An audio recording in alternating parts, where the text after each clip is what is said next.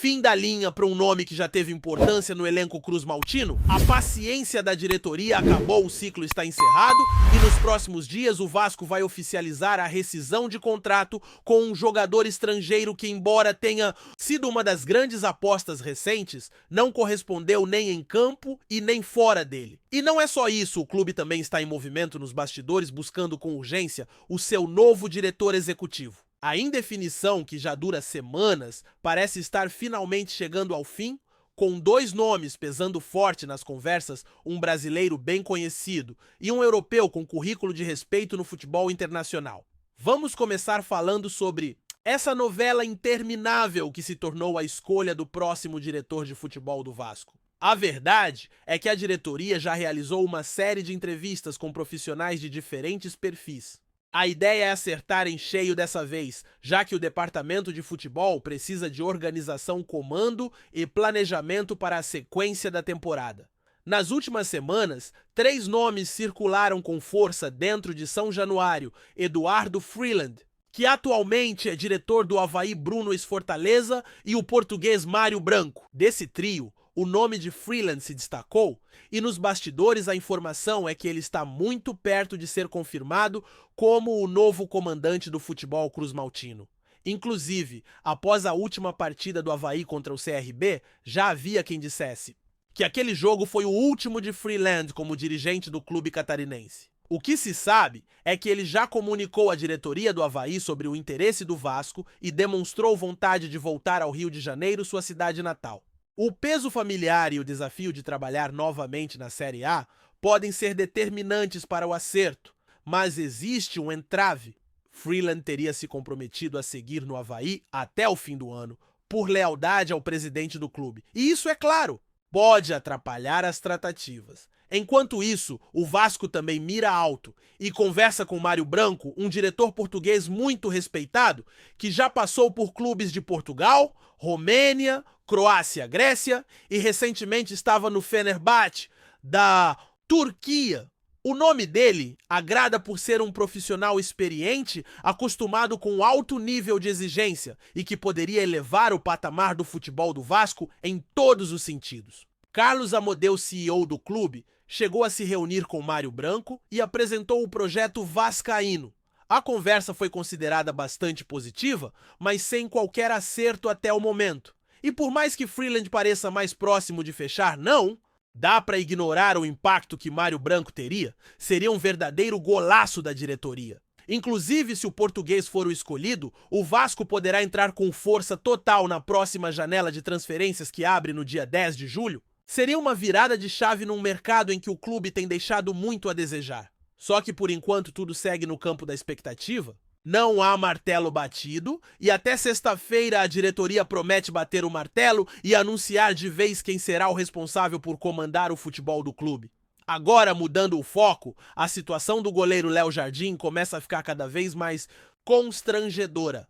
Ídolo recente destaque da equipe, e com boas atuações o goleiro vive uma indefinição contratual que só aumenta. O vínculo com o Vasco vai até dezembro deste ano, com uma cláusula de renovação automática baseada em número de jogos. Mas essa cláusula ainda não foi ativada, o que significa que neste momento o contrato segue valendo apenas até o fim do ano. A diretoria já tentou de tudo, colocou 4 propostas diferentes na mesa, mas nenhuma agradou ao jogador e ao seu staff. Esse impasse chamou a atenção de outros clubes da Série A. Palmeiras, Fluminense e Cruzeiro monitoram de perto a situação. Todos enxergam o Léo Jardim como potencial substituto de seus goleiros veteranos. No Palmeiras, o sucessor natural de Everton. No Fluminense, aquele que pode ocupar a vaga de Fábio já em fim de carreira.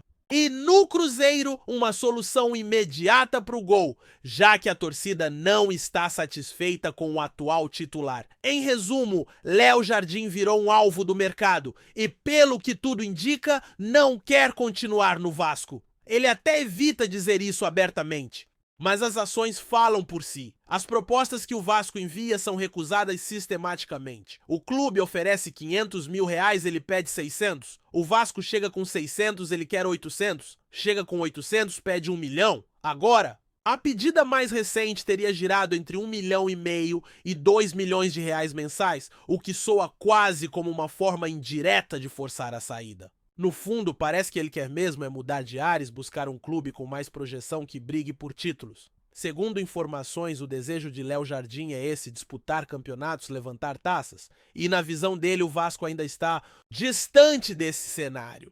Até um dos grandes ídolos da história do clube, o goleiro Acácio, falou sobre o caso. De forma direta, sem rodeios, Acácio disse que Léo Jardim não quer ficar e que, se for esse o desejo, que vá embora. Na visão do ex-goleiro, se o jogador realmente tivesse a intenção de renovar, já teria deixado claro ao seu empresário. Acácio, o Vasco revelou Léo Jardim para o grande público e valorizou seu nome, e agora o goleiro parece não reconhecer isso. E é justamente esse sentimento que muitos torcedores compartilham hoje. E enquanto o futuro de Léo Jardim segue indefinido, uma certeza já foi confirmada: Dimitri Payet está de saída. A diretoria vascaína já iniciou o processo de rescisão contratual com o jogador francês, que tinha vínculo até o fim de julho, mas que será encerrado de forma antecipada. O meia, que chegou como uma contratação bombástica no ano passado, não conseguiu se firmar e agora deixa o clube com uma passagem marcada por momentos de brilho pontuais e muitas lesões. Desde abril, ele estava fora dos gramados, se recuperando de uma lesão no ligamento colateral do joelho direito. Foram 17 jogos disputados na temporada, com 3 assistências. No total, desde que vestiu a camisa do Vasco, foram 70. E 5 partidas, 7 gols e 13 passes decisivos. Números modestos para um atleta com status de estrela internacional. O próprio CEO Carlos Amodeu já havia antecipado que o clube estava negociando esse desligamento amigável com os representantes do jogador. Segundo ele, com mais de 40 dias sem jogos e pouco tempo até o fim do contrato, fazia sentido resolver tudo antes e liberar o jogador para seguir sua vida com respeito e profissionalismo. Payet, inclusive, já está na França, onde cumpre o fim da recuperação. E não há mais previsão de retorno. Não haverá jogo de despedida, nem último ato com a camisa Cruz Maltina. O clube simplesmente encerra esse ciclo com descrição diferente da valorização que deu a outros nomes como Felipe Coutinho. Isso mostra também uma mudança de postura da nova gestão, que parece mais preocupada em planejar o futuro do que manter vínculos que não rendem mais frutos. E a verdade é que Payet, por mais carisma que tenha, já não fazia parte dos planos da comissão técnica para a sequência da temporada. Com isso, o Vasco segue se movimentando. A torcida ainda vive dias de incerteza entre a indefinição do goleiro titular e a escolha do novo diretor executivo. O mercado segue agitado e os próximos dias prometem ser decisivos para o futuro imediato do clube. Até sexta-feira, o torcedor deve finalmente ter uma resposta clara sobre quem vai comandar o futebol do Vasco nos bastidores. Enquanto isso, fica a expectativa também sobre como será o desfecho da novela Léo Jardim e se o clube já tem um plano B preparado para o caso da saída do camisa, se confirmar. O torcedor vascaíno tá cansado de viver de esperança? Todo dia é uma notícia nova, todo dia uma expectativa criada e no final muita coisa continua parada. Mas o momento é crucial. O Vasco não pode errar mais, principalmente agora que se aproxima de uma nova janela de transferências. A escolha do diretor executivo, por exemplo, vai determinar o que o clube será capaz de fazer em julho. E não dá para tapar o sol com a peneira, o clube precisa se reforçar. Precisa mudar a postura no mercado, parar de ser coadjuvante nas negociações e começar a agir com firmeza, com visão, com ambição.